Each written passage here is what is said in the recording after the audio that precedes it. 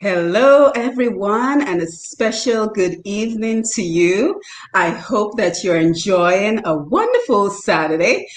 Simone here, and we're back again for another wonderful Facebook presentation with a special guest, Miss Ferdina Frampton. And this evening, we are speaking about women in leadership. So, the challenges and the opportunities of women in leadership. And I'm very happy that Ferdina agreed to join us to speak on this very important conversation. So come on in. We have a wonderful guest for you this evening that we certainly cannot wait to hear from. And as we are allowing everyone to come in, of course, I want to thank the sponsor for our program, TDN Radio. And I want to invite you to, of course, share the link and tag someone who may benefit from our time together. But I also wanted to take this time as we allow everyone to come in and join the conversation. I wanted to take this time to thank everyone who's been supporting this program. At last count, we had about 45,500 visitors in the last 28 days. So we certainly have a lot of people who are supporting us on this program, and I am very happy that you're part of my mission to promote our people, promote our culture, and promote our businesses at every end of the world. So we travel far and wide to promote our people, our culture, and our businesses. And of course, we're joining with Ferdina out of Dominica. And I just want us to kind of think of social media a little bit differently. So that is one of my goals with this program.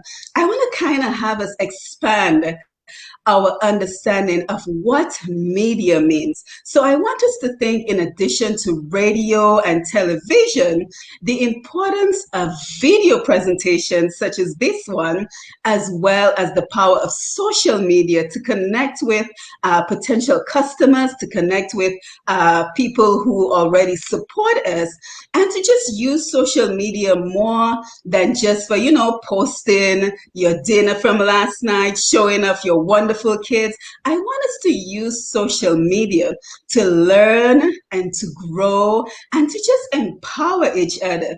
So I'm very happy that Ferdina is joining us this evening. And as a matter of fact, let's go ahead and invite her to the conversation. So good evening, Ferdina. How are you? Hi, good evening to you, Simone. Good evening to all the viewers, all the listeners of the program. It is such a pleasure to do this with you this evening. Yes, and of course, we're going to go ahead and make sure we're sharing the link Yes, to the program. So let yes, me yes. grab that for you as we say good evening to Roslyn. We say good evening to Glenda and Beverly. So, guys, don't forget to tag everyone as we come in. So, let me grab the link for this program and let me pass it over to Ferdina so that she can go ahead and share it with everyone. And Ferdina, I'm going to send it to you via WhatsApp, and then we can continue the great conversation we're going to have today. So, how is everyone doing?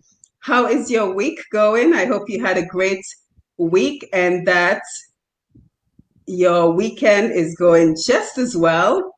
So, come on in. Remember to tag someone. And remember to share the live. So, Ferdina, I just sent it to you.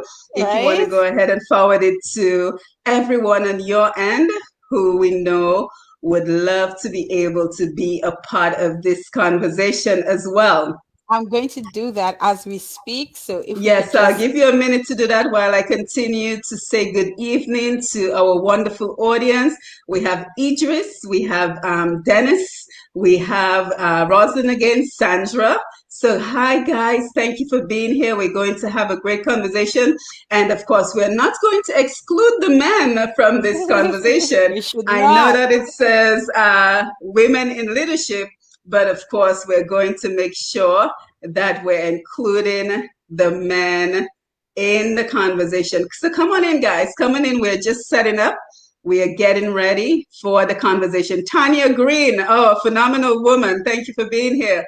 So, we need to get Tanya on the program because she made a complete 180 She went from corporate America to creating her own treats, Business. Dominica Treats Company. So, Tanya, congratulations on all your success.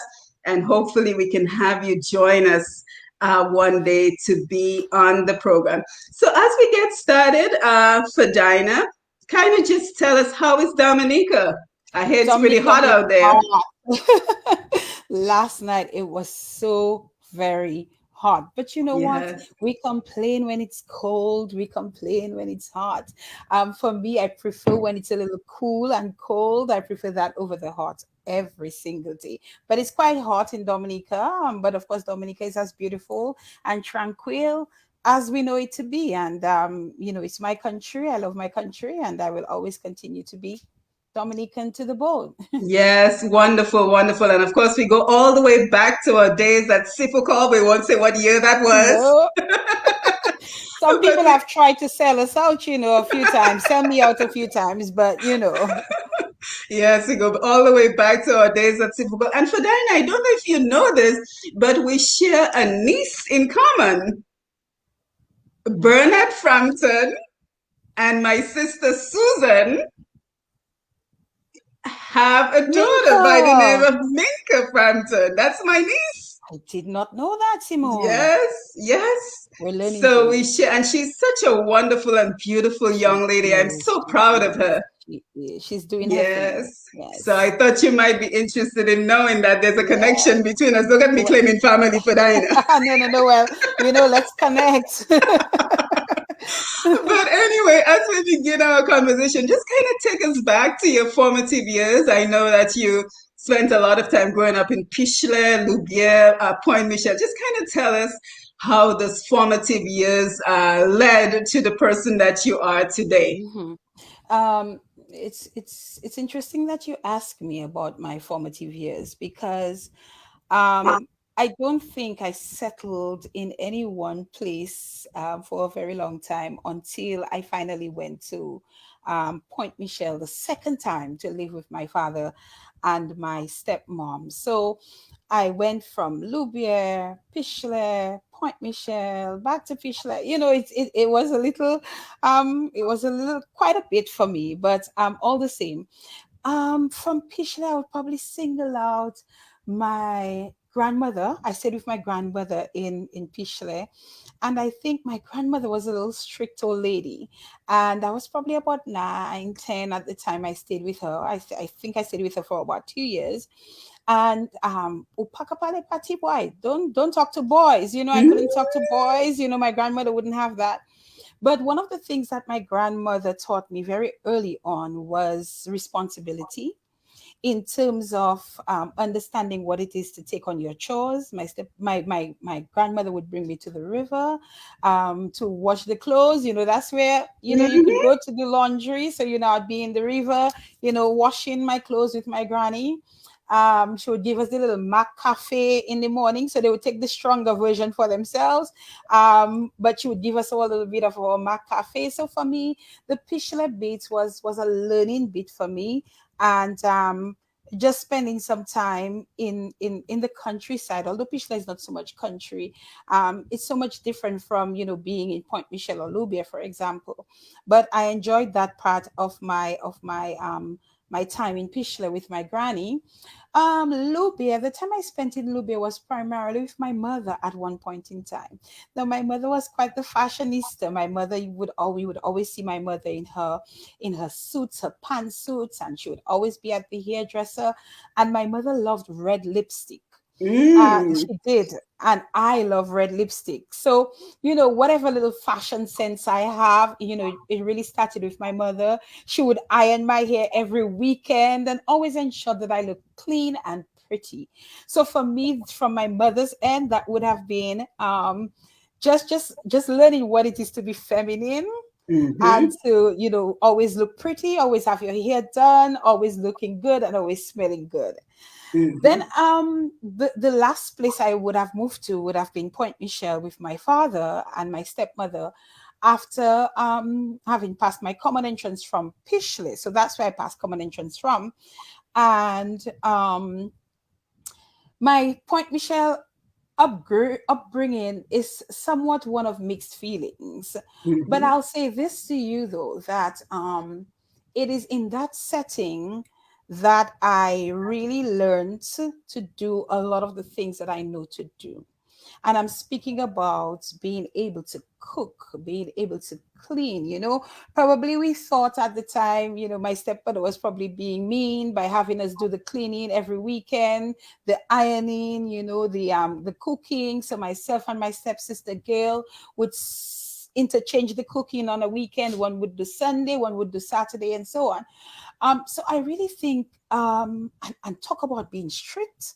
My grandmother couldn't come close to my father and my stepmom in Wow. terms of, yeah, being very protective of especially the girls. We would think that probably the boys got away with murder, while we were always the ones where we would be told, you cannot go there or you cannot do this. And we really, really had a strict upbringing with my parents in Point Michelle, my father and my stepmom. But I'll tell you, overall, Simone, I think every experience, the one with my mom, the one with my grandmother, I even said with an aunt of mine at one point in time, I think they all together taught me so much, that I think I became much stronger for it all in terms of dealing with life and life's daily challenges. So overall, I think, my upbringing challenging at times, but I think overall, a good experience and learning opportunity for me. Yes, absolutely. Thank you for sharing that with us. And I think a lot of us can identify with you in terms of having that very strict upbringing, Mhm. especially the girls, I have to say, because I grew up in a household with, boys and girls as well. And it always seemed like the boys had so much more freedom to roam, but I guess the concern was always, we as girls, we would go out and get pregnant. Like the boys couldn't get somebody's girl pregnant, right? I Right. never quite understood it, but I think that was one of the concerns that they wanted to keep us at home to make sure. And then, being at home, what did we end up doing? We ended up studying. So Yes. I think Yes. that led to a And lot of doing better us than the boys.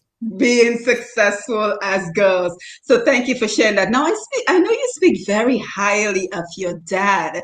So I want to talk a little bit about him and especially how he encouraged you to pursue your first job of being on Voice of Life. So can you just tell us about that and tell us about how you found your footing when you were thrusted into the environment of having to host the radio show on Sunday all by yourself? I think my father, for some reason, wanted at least one or two of his children to follow in his footsteps. My Mhm. father at the time had left a job where he was doing pretty well. We had no concerns for money, for food, for nothing, and went back into broadcasting, where it became a bit of a struggle, I guess, at some point in time. But he loved it so much, and he really wanted at least one or two of his children to grow up and get into the field of broadcasting. So at the age of 16, I was at the time at C4 and my father, 16 going on 17. My father at the time was the program director at the recently opened Voice of the Islands radio. And my father, one gentleman was leaving. I don't recall if it was Father Sharpless or somebody else was leaving at the time, and they needed somebody to do some weekend shifts, long shifts, 5, 6 hours. Wow. And my father did ask me, if I would be interested in doing it, and of course my response was not really. I really was not interested in it at the time. And I will give some credit to my stepmom. She really encouraged me and told me that probably you should think about it, give it a shot and see what can come out of it. And eventually I did. I agreed, I consented, and then I started doing those weekend shifts on a Saturday and the Sunday. Quite frankly, I thought that my weekend time was being taken away from me, but Hmm. I really didn't want to disappoint my father, and so I decided that I should do the programs. And my father would take his time and go through the records and select some of the favorites that he thought people would enjoy on a Sunday afternoon. Keep in mind, this is something that he did for many years as well, Sunday afternoon in particular. And my father would take his time and he would carry up all the records upstairs for me to the studio. And all I would have to do is turn to the back. And at that time, it was the turntables. Mm-hmm. Turn at the back of the record and look at the ones that are ticked and play them. And, you would think, here is a 16-year-old playing that type of music. How could she? But it was really all due to my father, who would really dedicate his time to ensuring that I had the right music, that would attract the audience, the persons who would listen to the oldie goldies it was on a Sunday afternoon. And I did that for quite a while, and I got to enjoy it. And that's why today I know all about the Tom Joneses and the Inglewood Humperdinks and the Marvin Gayes, and all of that good stuff, the Carpenters and all the rest. But Yeah. I Now, enjoyed it. would you say that it taught you to be independent at an early age as well, to stand on your own 2 feet? Absolutely, Simone, because guess what? They paid me. I Mm-hmm. got a little something, Mm-hmm. at the end of the month that I would put on a savings account and used to get, the little things that I needed. So that was really an early introduction into being somewhat independent, responsible as well. Yeah, absolutely. And then I know, unfortunately, Voice of Life went under, Voice of the unfortunately. Islands, Voice Yeah, of the Islands. Voice of the Islands went under. And then you moved over to the Chronicle, where you had a not so favorable experience. Can you tell us about that? I can definitely share that with you and your audience, Simone. So, when Voice of the Islands was closing, I actually got a call from the Chronicle. So they called and offered me a job, asked me to come Nice. in to see them. And I did. Now, the person that I had to see was the editor at the time, who was a Guyanese gentleman, Mr. Osmond. And I remember going in to speak with Mr. Osmond, and Mr. Osmond says to me, I do not like hiring females. He It's not said my. that to you. He did, and I was a bit taken aback. Like, what do you mean that you're not keen on hiring females? To be honest with you, I can't remember the reasoning that he gave me at the time, Simone. But by the time he was done with me, because I am known to have what you call an infectious personality. Yes, you Well, do. he really was happy to hire that female. And I had Mhm. a very good relationship with Mr. Osmond. Mr. Osmond was a very good editor. And what he did as well, Simone, he gave me leeway to do as Mhm. I wanted. So I would go to report, to cover a story. I would come back, do whatever, and he would have me leave and go home probably about 2 o'clock. Ah, And I'm telling you, Mr. nice. Osman and I developed such a wonderful relationship that Mhm. sometimes I wondered, is that the same gentleman who said he was not interested in hiring females? Yeah, And yeah. there it is. So at the time, I was wondering, why would he even say that to me? I was pretty Mhm. young, still in my teens at the time. Mhm. So I was pretty young, and I could not understand why somebody would say that Mhm. to a young woman, just merely entering into the world of work. And this is the first impression that she's having in terms of not wanting to hire Yeah, females. and it's unfortunate because it seems like you experience what some women experience very, very early in your career, that pushback that at least he said it to you, but many times it's kind of like clandestine where people don't really appreciate working with women, but they keep their opinion to themselves, but you can see it in their action. So at any point, did you feel like you had to prove him wrong and show him that as a woman, you're just as competent as the male colleagues at the News Chronicle? So as I mentioned before, we developed such a great relationship that Hmm. I didn't think that I had to really prove anything to Mr. Osman. And I Hmm. don't think that I even had the time to, because I think within Right. 6 months I was gone. Oh, you were gone and you moved over to DBS. Correct. So I moved over to Yes. DBS Tell us Radio. about that. Again, another opportunity came up at DBS Radio. I think they were looking for an announcer reporter at the time. And I won't hesitate to say that my father was the general manager at the time at Voice of the Islands Radio. But I think, um, I was very deserving of the job. I don't know if my father had any influence in me getting the job. A person might say, well, if your father was the general manager, then chances are he said, my daughter is the one to hire. But he had no part to do with the interviews. It was Charmaine Green Brown, Miss Caesar, and I don't remember maybe Felix Henderson. I don't really remember who the other person was. And I think I represented myself well, because Simone, what you will learn about me as we go through the interview is that I like to prepare. So I would go prepared for the interview, and I thought that I did well at the interview, and I got selected for the job. And I think over the years that and during my time, the 9 years that I spent at DBS Radio, I think I more than proved that I was, the right choice for the job at the time, because, I really left my mark, I believe, at that radio station. Yeah, and I want you to share with us some of your most memorable experiences in those 9 years at DBS. But before we do, we have another media colleague on the live with us, Nicole Georges, and she says, I've always admired how she's able to think on her feet and ad lib. She's got the gift of la parole.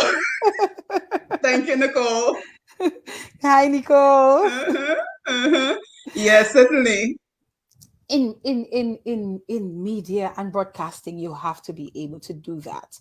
Yes. You have to be able to just figure it out right there on the spot. And I think for me, again, as I've said before, because it came naturally, broadcasting is something that came very naturally to me because of my father. Again, I think, I've never really done any formal training in broadcasting. I've done some trainings here, 3 months training in the Netherlands. I went to Ecuador. I went to a few places where I did some training. I didn't even do the 1 year that they would sometimes do at UE, for media.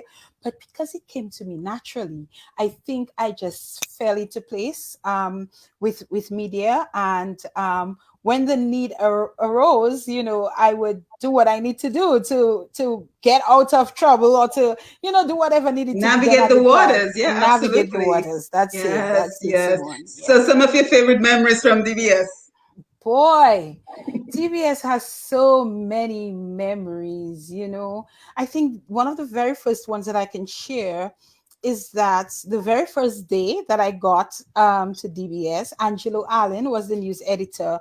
I was sent to present news, 1:15 news, that very same day. Wow. Yes, baptismal by fire, you call that. By fire. But thank God I had already had some news presenting experience at Voice of the Islands Radio through Matt Peltier. Matt Peltier was, doing news at the time at Voice of the Islands Radio. So I already had experience with news presenting. But on that day in question, I am given the news package. I don't even know how you start to present or anything. So you say your name. DBS has these 2 heavy doors, and one is opened, and I'm stuck in the other one, and I'm like frozen, and I cannot make my way to the studio to go and present the people's news.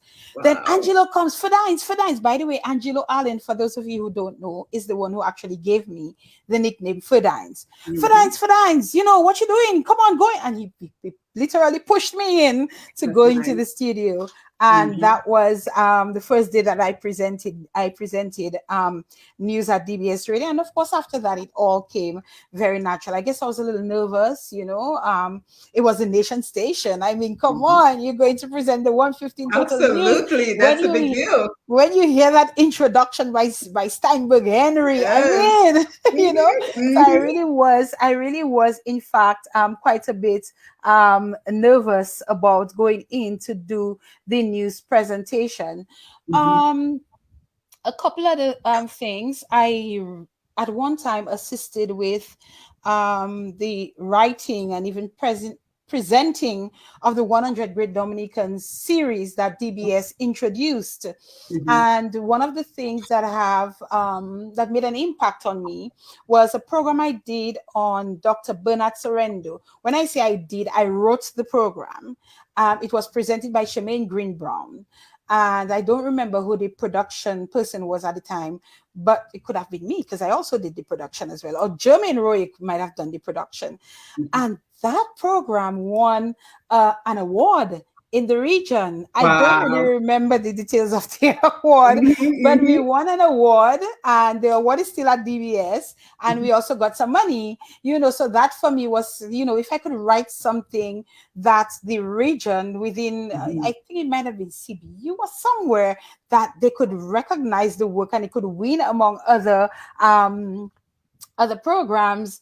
I thought, oh my God, you're not too bad at all, Mhm. and some of Mhm. the other things, they were not, some of them were not possibly happy times in terms of the Mhm. passing of Rosie Douglas, Yeah. the passing of Pierre Charles. These were really Yeah. huge Mhm. moments, at least for me, in Mhm. having to broadcast and be part of all of it, that those for me, I definitely will not forget. And so many other amazing experiences I had at DBS Radio. I Mhm. mean, I cannot say anything terrible about DBS Radio. I think DBS Radio laid the foundation for me to be where I am today. Sorry. And I will never forget DBS Radio. Of course, there were times that there would have been some not so good times, whether for politics or whatever the case might have been, because people thought, my father is on this side, so I'm on that side or Right. this side, and and probably a little intimidation here and there. But overall, I enjoyed my 9 years at DBS Radio, and I would not trade it for anything. Yeah, absolutely. I can tell. And of course, you also mentioned the importance of being prepared. So I want us to look at that further. But the accolades are coming in, and we have Glenda that says, Ferdines always knows how to make her nervous guests comfortable during her interviews. And I'm happy to see as well, Alex Bruno is on the live. And he Oh, says, what is that? Feferyo, my sister. That must be a name between Fefio, Fefio. Fefio. Oh, that's a name between you guys. My Yes. sister and colleague for life. Keep Yes. climbing. Ferdina Frampton, daughter of Ferdinand Frampton. Simone, if you So, will allow me, I really want to just take a second there and yes, really give some tribute and some credit and recognition to Alex Bruno. I think Alex Bruno is one of the major talents that we have. He does not reside in Dominica right now. He resides outside of Dominica. But I think Alex is very creative. Alex is bright. Alex is intelligent. And Alex, serves, I think, as a mentor to me, because I will tell you, there are times that with my In the Spotlight radio show, depending on the guest that I'm having, I reach out to Alex and I would say to Alex, I'm having this person. Is there anything that you think you could share with me that I may need to know about the person, and so on? And I want him to know this evening that I do appreciate him, and I appreciate that he's always there willing to support me and to give me feedback, or just to embrace me whenever I reach out to him. yes, absolutely. And I think a lot of us can attest to what you're saying about Alex, because I too have been the recipient of his generosity, because he's the one behind my Sasenu program. So Oh, he's the one who holds up the program every week. I'm like, Alex, are we on? He's like, Simone, I made a commitment to you. You don't need to ask me every other week if we're oh, on. Just oh, assume that I'm going to be there. So I too have been the beneficiary of his generosity. So Alex, we want to both commend you for yes. being so supportive. So now let's talk about the importance of being prepared, because like every good thing, in life, the radio career came to an end Mm-hmm. and you were moving on to cable and wireless. So just kind of tell us how you prepared for the interview. And let's just speak about the importance of being prepared in general. So important. So while at DBS, in May of 2005, I think it was, or April, I got a call from two persons at Cable Wireless saying to me that there is going to be an opening. One of the persons who actually called me was the one who was moving from that particular position, and it was a corporate communications executive. And the job was not offered to me by HR or management. It was just a couple of people who were aware. So you're talking about James Dominic, Deanna Noel, these persons who were aware of what was coming on, because Deanna Noel actually was the person who was moving on to another role. And so they called me and told me about the position and that I should apply. Now, I'll tell you secretly, I always had a desire to work at Cable and Wireless. I always thought that they wore the nicest uniforms. The company seems so, all together. And, it was the envy of places to work.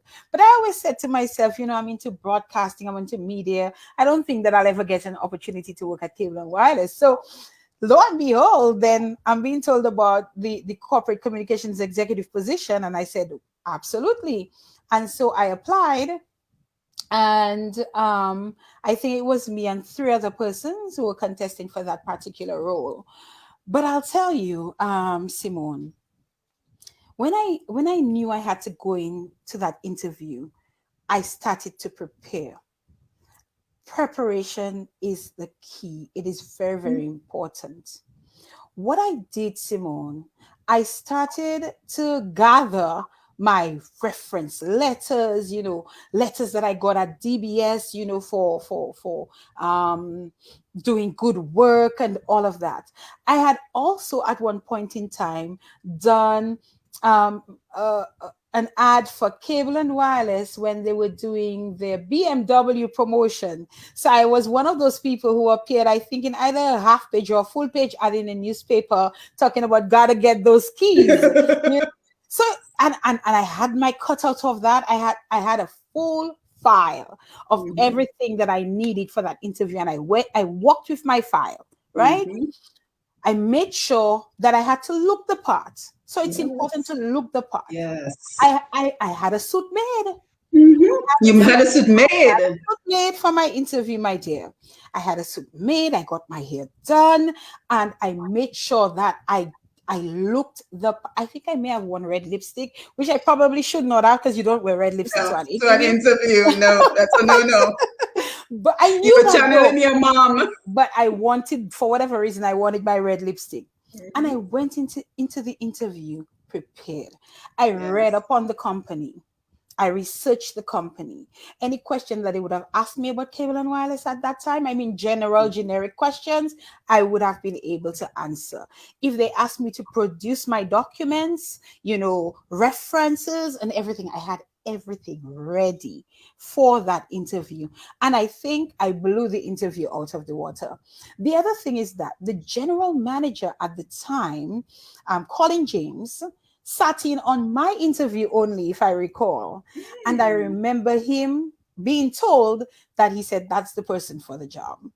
Yes. So the general manager, it wasn't his decision to make, quite frankly. HR, I think, made the decisions at the time, of course, with his input. But I understood that once he was part of my interview, he said, this is the person we're going to give a chance, an opportunity with that job. There was a little something that happened in the process of getting, of being informed about the job and then getting another call. Yeah. But all I'll say is that, I went in, I think I blew them away. I came prepared. And Simone, just to make the point again, being prepared is important. Looking the part, dressing the part, making that very important first impression. You really need to consider that when you're going in for job interviews, whatever it is that you're doing, prepare coming to your interview this evening. I gave you the story about my hair situation, but it was beyond my control, you understand? But yet still, I made every effort to prepare to present myself well on your program here today. And I have to tell you, Ferdina, the importance of doing that research, because I think many times that is where you tip yourself on the scale, because people come in, they will answer the questions, but if you have not researched the company, even researched the person who is going to interview you, LinkedIn is available. Everyone, all professionals I know, they're on LinkedIn. So simply researching the person to give yourself that edge It's very important. And Yep. with all the career choices that you've made, I also want to talk about the importance of transferable skills. Mm-hmm. But before I do, I just want to say good evening to everyone who's on the Facebook Live with us. And just to remind you that we're speaking to Miss Ferdina Frampton out of Dominica. She's the marketing and corporate communication lead at Cable and Wireless Flow Dominica, and she's also the host of the In the Spotlight radio show on Q95. And today we're having a wonderful conversation on the importance of women in leadership and just leadership in general, and how do Mm-hmm. you prepare to ascend in the corporate environment or any field that you're pursuing. So, Ferdinand, can you tell us about some transferable skills that you may have applied from your very first job when you were 16 to the Chronicle to DBS that you brought with you to Cable and Wireless Flow? Uh, Very important. One of my skills is my ability to speak and to speak properly. As you may as you may want to say. So that started off for me at Voice of the Islands Radio, and that transcended through the Chronicle. The Chronicle, though, was more about writing. So for me, the two key things was the ability to be able to speak eloquently, and to be able to present and represent yourself, and whether it be the company, a product, or whatever the case might be, and the ability to write. Writing is very, very important. So at Voice of the Islands Radio, I began being able to present by presenting the news, and even writing the news, and being on the radio, and just having this interaction with your audience, even if you're not able to see your audience. That is a skill, and that is important. So then I got to DBS. And as I said, again, DBS really helped this foundation. I did so many things at DBS. I wrote news, I presented news, I wrote sports, I presented sports, I hosted talk shows, I presented programs, I wrote programs, I did outside broadcasts, I just name it, and I was an all-rounder at DBS. And these skills are skills that in many instances you attain naturally, and some you learn, and some you hone so that you get better at it. And so when I got to Cable and Wireless, the role was a corporate communications executive, which literally meant that you were responsible for communicating to both internal stakeholders and to external stakeholders. And you required the ability to be able to communicate with people in an effective manner, both verbally and in writing. You would be required to write press releases. You would be required to chair functions. And I just think those skills that I learned and acquired over those years just made fitting into this role at Cable and Wireless so much easier. And it was almost like I wasn't, working a day in my life, because I just thoroughly enjoyed what I did in terms of when I started as a corporate communications executive. I really and truly enjoyed it. Yes, and I'm so happy we're having this conversation because there might be someone out there who's thinking of making a career change, and they've already convinced themselves that they do not have the skill set Mm. for that particular job. So you speak so very nicely about the ability to take certain skills Yes, from one particular job and apply them to a new career. So I'm certainly appreciative that you're sharing this information. absolutely. You're most welcome. Yes, definitely, definitely. Now, would you say that as a woman in corporate, well, the Caribbean, I was going to say corporate America, but in the Caribbean, do you think there are unique skill sets that we possess as women that serve as opportunities for success? Mhm.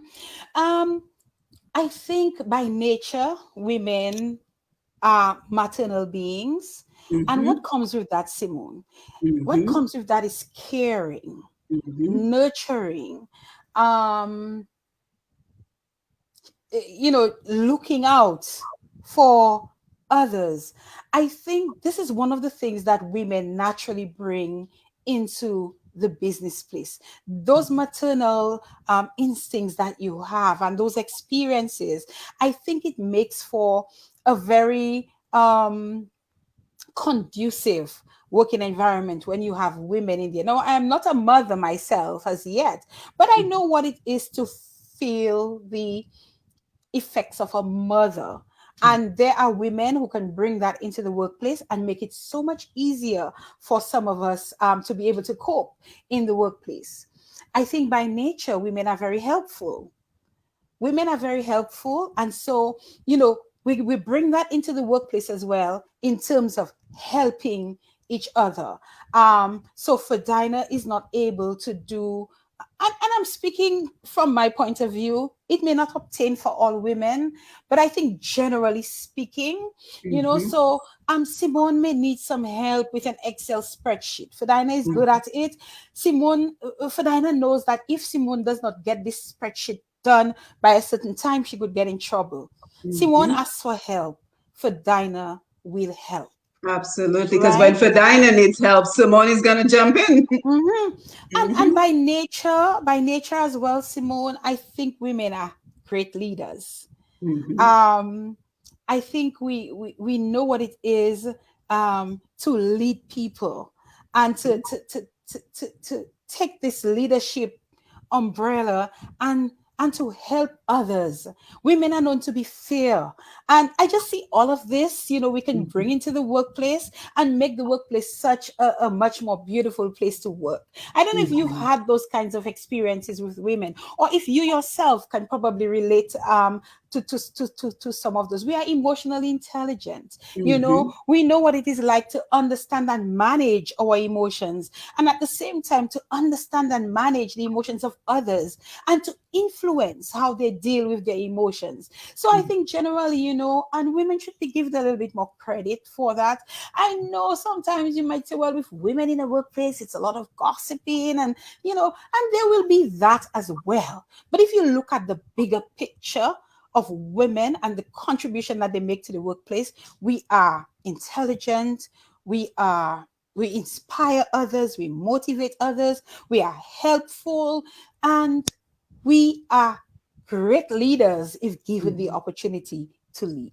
Yes, very well said. And if I might just add if I might just make a contribution to what you've already said, I think we're also natural multitaskers. Yes. And I think I'm not sure if that is inherited, if it's genetics, or if it's because, like, for example, in my case, I watched my mom cook, clean. I had a nephew who was learning to walk. He was attached to her dress, walking around the house. So I'm not sure if we learn it from watching our mothers do so many different things at home, or is it part of our genes? But we are natural multitaskers. So I think that too can serve as a very important strength that we bring to the workplace. Yes, absolutely, absolutely. We are definitely assets. We are definitely assets. Yes, thank you for sharing. And I know, again, you speak very highly of your dad, but can you tell us about some mentors along the way who have, helped you in your career to date? No, they're not women.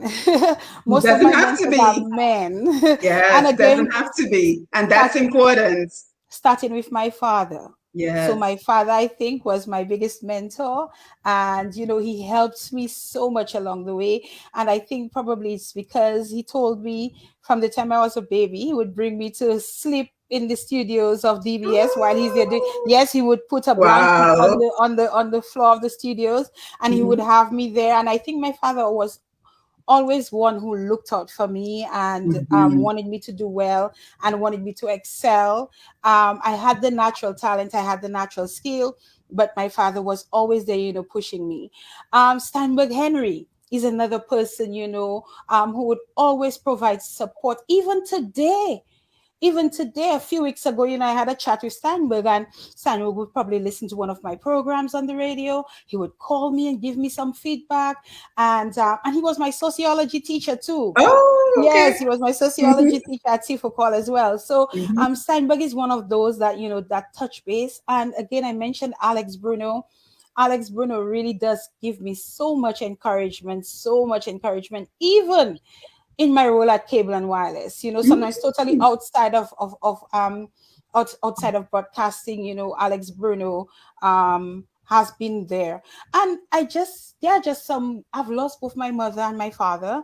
So, I'm technically an orphan, but there's so many women, older women, who reach out to me and ensure that I'm okay.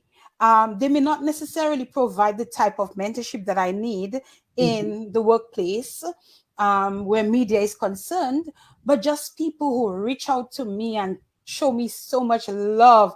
Romalda Hyacinth, Natalie Simon, Iris James, so many of them that just make sure that although my mother is gone, that I still have mother figures, who continue to care for me and look out for me. But most of my mentors, where the workplace is concerned, and James Dominic, I must mention James Dominic, because when I went into Cable and Wireless, James Dominic was my manager at the time. And there was so much James taught me where corporate communications was concerned, to the smallest things like, when we're having a media function, ensure that the GM is not wearing a colorful shirt, make sure that he's not wearing this tie. And, James Dominic was one of the persons who taught me so much. And I'm so grateful to all of these people. And some I may not have been able to mention, but so many of them have been there for me, have been encouraging me.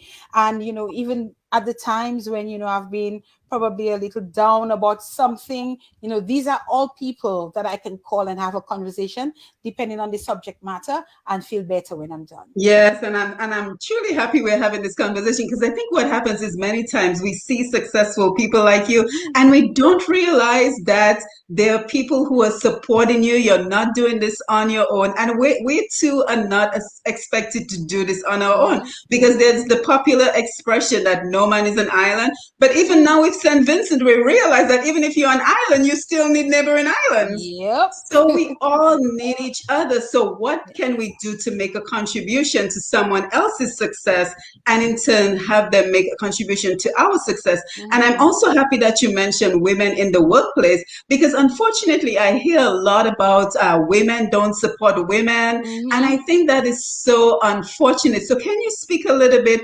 about that? Has that been your experience in general, that you receive more support from men, or it's equal footing? No, it's definitely not equal footing. I definitely receive greater support from men, generally speaking. What I will tell you though, Simone, is that, especially because of the role that I hold at Cable and Wireless, I tend to have a good relationship with just about everyone. It is important for me to be able to do that, because as the person who speaks to the internal, who communicates to the internal stakeholders, you have to be able to call up someone and say, hey, I need some support with that, or hey, I need you not to do this, or I need you to if you continue doing that, it affects others. I need to be able to have, and I think that I have that kind of relationship with everyone at Cable and Wireless where I work. Maybe stronger relationships in some areas, but I do not know somebody, for example, in the workplace that I would say that I do not have a good relationship with. The challenge that I have with women sometimes is that, and not only in the workplace, but even outside of the workplace, a lot of times we try to undermine each other. And that for me is something that I sometimes take very hard. Why try to undermine what I'm doing, especially if you possibly may be doing something similar? Don't try to do that. It's not going to benefit you. You think it will benefit you, but it is not going to benefit you. There are so many ways that women can work together, even if you're doing something in the same area. Look at you, Simone. Look at you. You realize what happened with us? Yes. So I saw PushPast10 in my feed, and I said, but I like the page. Then Thank Simone is you. in my inbox, and Simone says, Ferdina, thank you for liking. I saw you like my page. Thank you for liking. Yes. And I said, you're most welcome. And then I'm like, but we're not even friends on Facebook. What's up with that? You know? And since then, we've become friends. I actually made a space became available because I was at my max of friends. So at one point I came and I said I was 4999. I said, okay. I With sent, Simone. I messaged Simone and I said, listen, I have a I have an opening. What Oh my God. goodness. I sent you a friend request. Please accept it, which you did. And then you in there supporting each other, you know, Yes. in whatever the case might be. And that Mhm. is the kind of support that we need to give Mhm. to each other Mhm. on the workplace. There is nothing that you're going to gain by running and rat me to the boss because you're trying to find Mhm. favor with the boss. Mhm. Eventually it will come back to bite you, you know where. You understand? So it's not it does not make sense. Why? You know, I don't try to undermine anyone. In fact, you know, sometimes if I see an opportunity for someone else, there was a time that I didn't do ads anymore when I started working at Cable Wireless, and I would pass them on to other people. Okay, Mhm. no, I'm sorry, I don't really do ads right now. So Mhm. however, I know this person would do a good job for you, and I would pass it over. I'm not going to say, well, you know, you figure it out. No, you make a recommendation. So it's really just about us. I'm not saying that you have to come and clap for me all the time, Yep. every time, or whatever the Yep. case is. But do not, if you're not clapping for me, it's Mhm. okay. But do not try to undermine me. Yeah, That's where the beautifully problem said. lies. Beautiful. And I'm so happy you shared that experience, that example for Dinah of us connecting, because I too have had experience in other fields where women would try to undermine me and undermine what I'm trying to do. But I have to say, for some reason, since I stepped into the arena of media, I have been so embraced by you, by JL Joseph, by Nicole Georges Bennett, and especially Nicole, because Nicole stepped to the front. She created the commercial to promote untapped potential for me. She's the Oh, voice on my program that says you're listening to Untapped Potential with Dr. Simone, and she will just randomly send me a message after an interview to say, "Great job, Simone. I really enjoyed that interview." So I'm guessing that one of the reasons that the women in media, most of them, I can't say all, but most of them, I'm guessing that the reason that they're not threatened by somebody else stepping into the arena is because you're so naturally confident. To be in media as a woman, you have to be so confident in your ability that having someone else step in is not a it, threat to it you. it shouldn't matter. And again, Yes, I will it make shouldn't reference matter. to a conversation that we had just before we started the show, and you Yes, were asking me if I was not going to go, you know, online, and I was explaining to you why, the reason why, you know, I want to remain radio but stream out anyway yes. to think. And then I said to you, but you are there, you do the the online versions, Absolutely. because I mean, And I think what it is, we have to learn to think in terms of abundance, mhm, in terms of instead of scarcity. Because I think what ends up happening is that we think, oh, she's going to come and take my thing. Or if it's mhm, a man, he's going to come and take my thing because we're thinking scarcity. mhm. Dominica is not just 60,000 people in Dominica. It's 60,000 people in Dominica, about 150 in the diaspora, and everybody else who loves Of Dominica. course, So of I course. want us to think in terms of abundance.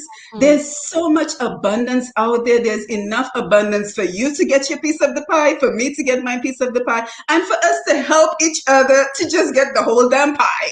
Yes. You In know what I mean? fact, So it's a mentality. earlier on I was saying I have a somebody that I want to recommend to you as a guest. I don't know if the person would, would consent, but there's someone that I have. So at the end of the day, there is no need for competition. There shouldn't really be any competition among Mm-mm. whether it be in the media, whether it be within the corporate environment.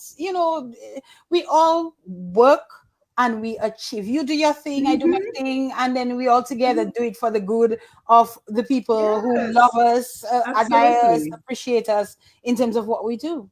Yes, absolutely. So I'm so happy we're having this conversation. And Nicole chimed in. She said, excellence should always be commended and encouraged. Well done, ladies. So thank you so much again, Nicole, for sharing that information. And now, before we wrap up for Diana, I just want to mention again that you're the host of the In the Spotlight program on Monday nights. I'm locked in every Monday listening to Oh, you and your thank guests. you. So I appreciate, and I listen to everyone. I listen to you. I listen to Elevate on Saturday morning. Wherever I can find a program that is highlighting an inspiring person, I'm going to watch and I'm going to listen because Yep. that's what I'm interested in. So I know that you started about, what was it, 8 years ago, and your first guest was Mrs. Amor. Was that a conscious decision to have a woman on as the first guest?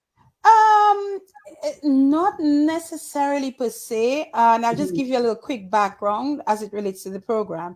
So, the Dominica Association of Industry and Commerce was hosting the annual general meeting that particular year. My general manager, Jeffrey Baptiste, I think might have been the vice president at the time, if I'm not mistaken, or the president, one of them.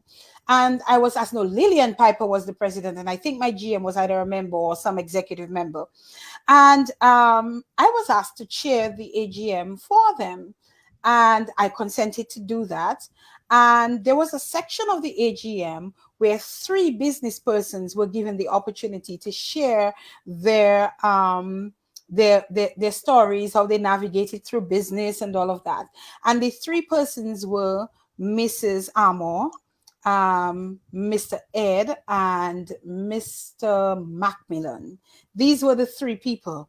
And I remember after they were done, coming to the microphone and saying, hey, who's sharing the stories of these people in the media at this time? Now, keep in mind, Alex Bruno, prior to him leaving Dominica, did a program called Positively Dominica, which did a bit of that.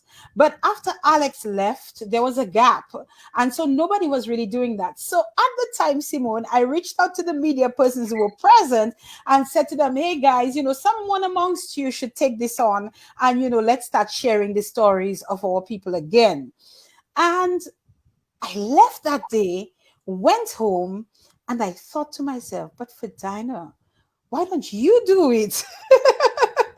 And then I remembered my dad. I remembered how hard my father worked and how much of a contribution he made. And he never really had an opportunity um, to tell his story, to share it. So I said, look, Mhm. Anna, you do it in memory and honor of your father, and Mhm. then get the opportunity to share the stories of our people. I emailed Mr. Gregoire. I said, Mr. Gregoire, this is what I'm thinking. And I would love to be able to do that. I was specific about the time I wanted. I wanted Monday nights at 8 o'clock. At the time, there was another program being done by a lawyer on the Monday night, but he was on a break, I think. And so that was Tiani. And so I said, they told me, well, Tiani's coming back to do the program. So we could offer you 6 to 8. I said, nope. I can't do it. I want 8 o'clock to 10 o'clock in the night. It took about 3 weeks. I was not backing down. It took about 3 weeks, and then Mr. G came back and said, Ferdina, you can have Monday nights. We'll move the other program to 6 o'clock. And Mhm. I felt good about that because it said I think the management of Q95, saw the importance of what I wanted to do and the person who was going to do it, and the impact it would have, not only for the radio station but Dominica by extension. And I've been doing the program since then. I'm not being paid for the program. That's why sometimes I ask for a little support and so on. I don't get paid for the program. Whatever I spend out of my own pocket. Of course, sometimes people support and assist in whatever way that they can. But it's something that I do because I love what I do, and I just want to continue doing that in memory of my father, who was a avid broadcaster. People loved him on radio, and I really just want to ensure, by having my voice on radio, that people will continue to remember my father and the wonderful, fantastic work that he did as a broadcaster, especially on the national radio station. Yes, and I know that he's smiling down at you Oh because yes, yes. certainly living out his legacy of his love for radio and everything that he contributed to your life. Now, the last thing I want to ask you is, I know that you went back to school later in life. Just tell us why that was so important, that you're already a very successful person. Chances are you will continue climbing the corporate ladder. So why was it important for you to go back to school? I think you're attending UE at this point. Yes. Yes. Why was that So, important? so Simone, I will say up front here, and I'll say to anyone who is viewing this program who've not taken that step, that you need to take it, and you need to take it at the earliest that you possibly can, the earliest it is available, the earliest it presents itself to you. Make the first step. You might Mm-hmm. only get money for the first semester, but Mm-hmm. make the step and move. So for me, there's a little story behind it that I'm not really going to get into details of right now. But Mm-hmm. basically, I really wanted to go and study very earlier on, as soon as I had left sixth from college, and I had some challenges, couldn't get someone to co-sign the loan for me at the bank, and it was, and so that disappointment really impacted me for a very long time. And so I went on, I worked at DBS, for the thought crossed my mind, here and there, but I just couldn't be bothered. I think the first experience really devastated me. And then I got to cable and wireless, and there it was again, oh my God, I'm more comfortable now. I'm making Yep. more money, so you become complacent. And Mm-hmm. then it was after Hurricane Maria. One day I was sitting in the office a Saturday waiting for a taxi to come to take me home. And taxi had an issue, and I sat there. And for some reason, I was led to just reopen my laptop and just go to Yui's website. And Wow. I'm telling you, the guy had a flat tire, had already packed up, and he said he had a flat Mm-hmm. tire, he couldn't pick me up. And after Hurricane Maria, it was very difficult in terms of transportation. My own Mm-hmm. vehicle was down, and so. And then I just went and I opened the laptop again, and I just went on. I went onto his website and I started looking. And by the next week, that was a Saturday. By the next week, my documents were at UE. Wow. And reason being, Simone, is that we should never become too comfortable, and Mm-hmm. we should never be complacent. So whereas I may think, I sit at cable and wireless, and I have a good job, quote unquote, like we say, and I shouldn't be bothered about that. No, I should, because this whole world is so dynamic. Things Mm-hmm. are changing so drastically. Yes. You have all the experience in the world that you have, but if you do not Mm-hmm. have the paper to back it up, there's not many people who may give you that chance or that opportunity. If it turns out today or tomorrow you have to make that move and step out and step up, or do whatever it is that you want to do. And so Mm-hmm. I felt that it was not too late for me to do Mm-hmm. it. It's tough, I'll tell you. I had to take a break. I'll be back in September, God willing. I had eye surgery and all of that. And so you should never think it is too late. It is never too late to achieve your goals and to meet your objectives in life. And I will say it again, where it pertains to your education. You're a PhD, aren't you, Dr. Yes. Simone? Yes. My brother Bernard, I must say along the way, my brother, if there's anybody who was pushing me about, Ferdina, when are you going back to school? Ferdina, when are you going back to Yes. school? That's my brother Bernard. And I would Mm-hmm. always find a reason, I could not be bothered, whatever, I'm good. And then, and I'm doing pretty well. You understand? Mm-hmm. So I need to say to people, do not put education as a second choice, or the side chick or anything like that. Make it a priority, because you do not want to be at this stage in your life still going to school, unless it Mm-hmm. is for some PhD or some really higher degree. And so that is just my bit of encouragement, especially to those young people. Once you're able, make that first step. That's all you need to do. Because once I made that first step, Doc, that was Mm-hmm. it. you know, And I it almost sounds like divine intervention for Mhm, Dinah. mhm. You were just sitting there, and it seems like some divine intervention said, "Open the laptop and Yes, let's just do this." Because why yes. have you been putting it off for so long? I'm telling you, it was Wonderful. incredible.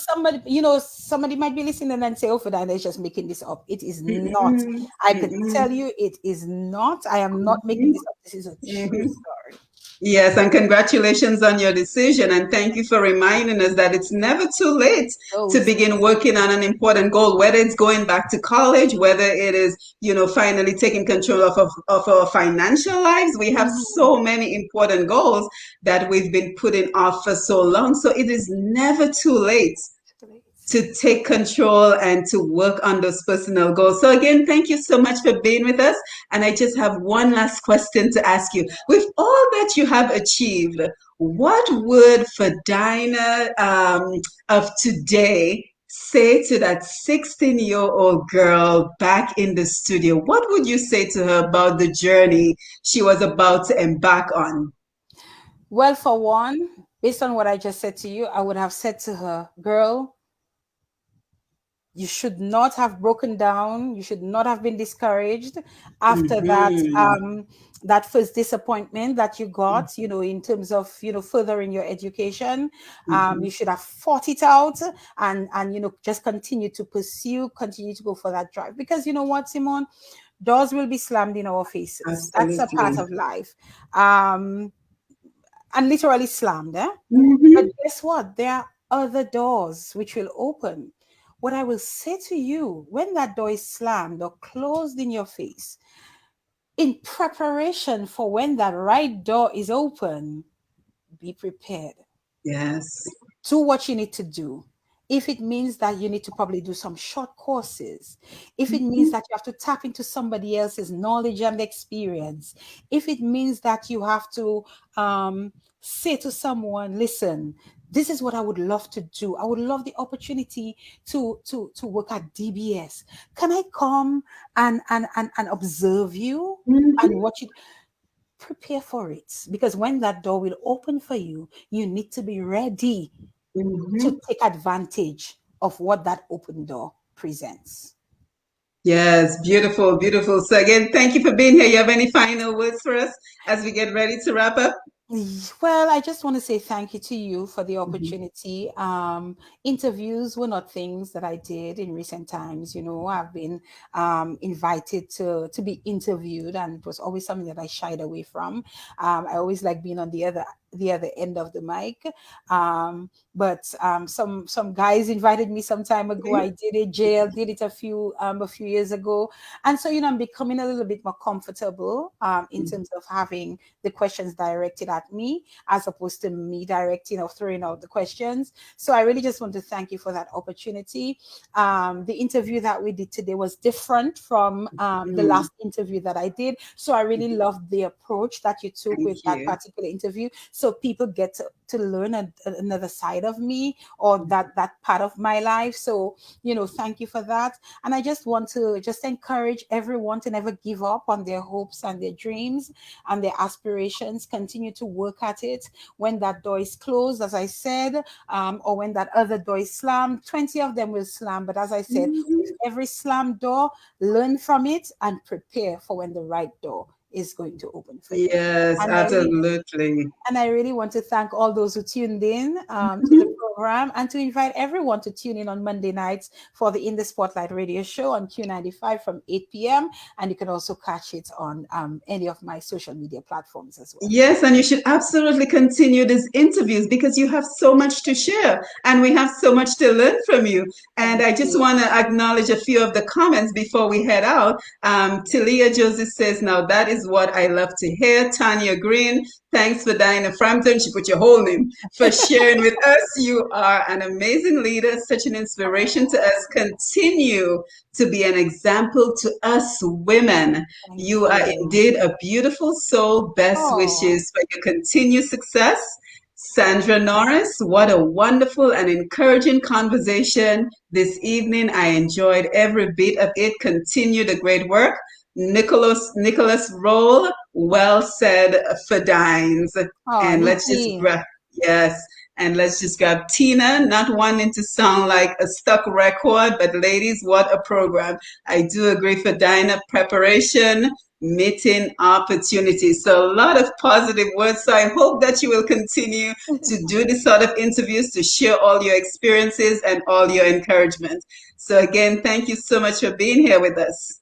And thank you, Simone. And I really want to encourage persons as well to continue following Push Past 10. And, let's support each other in this.